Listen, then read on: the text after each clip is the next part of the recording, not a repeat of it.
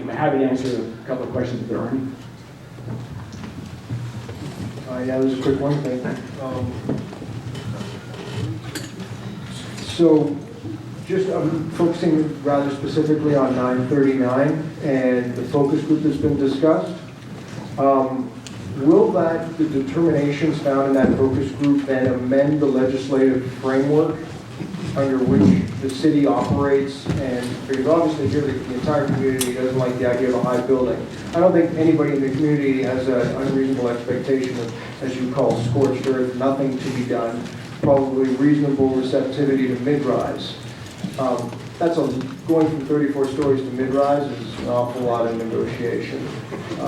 So the question is, what do we have to do as a community from a legislative perspective to apply whatever's going to be learned out of that focus group to the 939 development?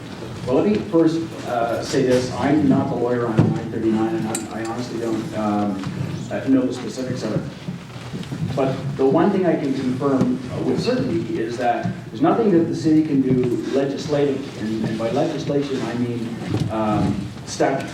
We have no jurisdiction over the Planning Act, over the Attorney's Report Act. We don't even have jurisdiction over the City of Toronto Act. Those are provincial statutes. We are known as a creature of statute, and what the province says goes. So in terms of timelines, the answer is nothing that we can do about it, other than do as much work as we can before we get to the hearing or before we get to the council meeting where the development will be considered and ultimately voted upon by members of City Council. Now, I absolutely concur with something that Jennifer said earlier, which is that the more recent the policy and the more well-studied the policy, the more weight it will be given by the Ontario Municipal Board. And that is just a historical fact of my observation, which is to say that the more recent it is, the more support it is received from the planning staff, and the more study it receives, and the more buy-in there is from the community, I think the more weight it will be given. So what we have to do then is basically what you're telling us is go to the province. Everybody here has to basically talk to Kathleen Wynn's office to get her to slow down whatever's happening at 939 so the focus group can be done, and whatever's learned out of the focus group can then be turned into legislation and applied to the development? Well, I would recommend staying involved in the development process the way that you are. As well. And then whatever you feel you can do at the province, I wish you luck on that. The province is currently looking at changes to the Planning Act, and they are being studied, and Jennifer and I and others are involved in giving feedback on what they're doing there. And so to that extent, I am having input into the Planning Act, but I don't see anything happening sort of in this forum. Thank you. The question I have is, what are the timelines for notifying community members when the planning department has decided what approach they're going to take to a certain application? How much notice does the community get? It's statutory. What happens is the planning staff writes a report to council, and if they are recommending approval of some form of a bylaw amendment or official plan amendment, notice must go out within 120 meters of the development application, and more if so directed by the council. And then you are invited to show up at the community council meeting, where what is known as the statutory public meeting is held. If council turns something down, and they know they're going to turn it down, there's a staff recommendation against it, there is no requirement for a statutory public meeting, and if it's appealed, then that statutory public meeting, for all intents and purposes, occurs at the Ontario Municipal Board. So you won't get notice within 120 meters of the development application of a statutory public meeting. You will get notice of an appeal and an OMB hearing at 655 Bay Street before the OMB. So the notice to council, does that mean that, for example, with 660, the notice said that there was going to be an appeal to the OMB for 19 stories. So does that mean that the planning department has agreed to the 19 stories? That application is still being reviewed. What would have went out, there would have been a notice sent out a few weeks ago, I believe, and what that notice was, is as part of our process, we deem an application complete or incomplete. So 660 Eglinton Avenue was deemed incomplete because they were missing a community services and facility study. That study was submitted a few months into the process. So the letter that would have came out about 660 Eglinton was just deeming the application complete, saying that we now have a complete application.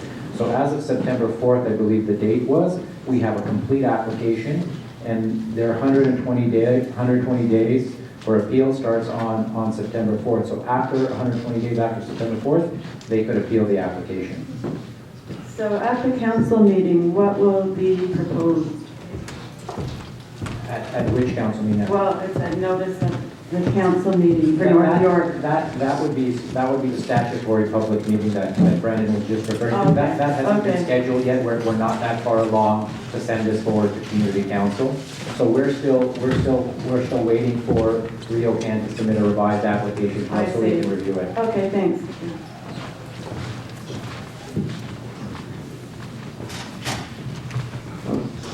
So that's everybody? No more questions?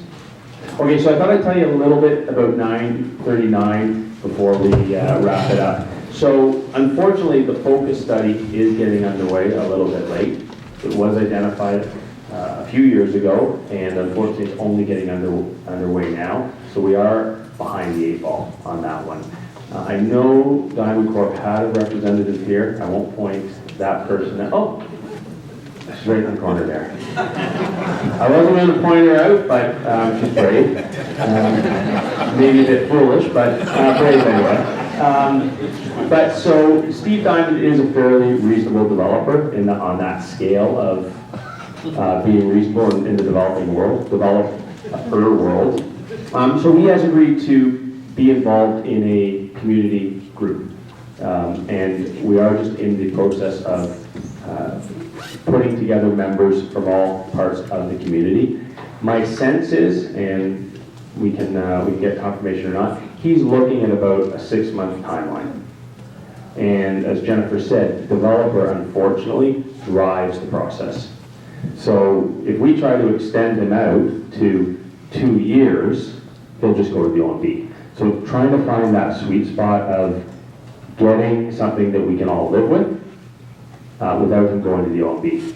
And if we can't live with it, then Mr. Diamond's absolutely free to go to the OMB. So, and for the lady who was asking about updates, whenever I get an update, especially about development, I do send it out to my email list. So if you get on the email list, you will get that update. So thank you everyone for coming. I know we've had a lot of these meetings.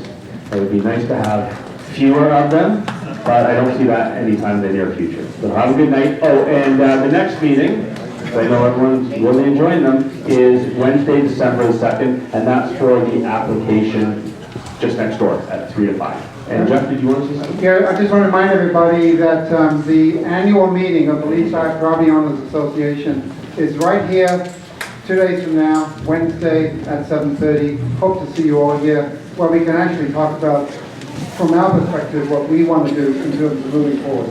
Thank you.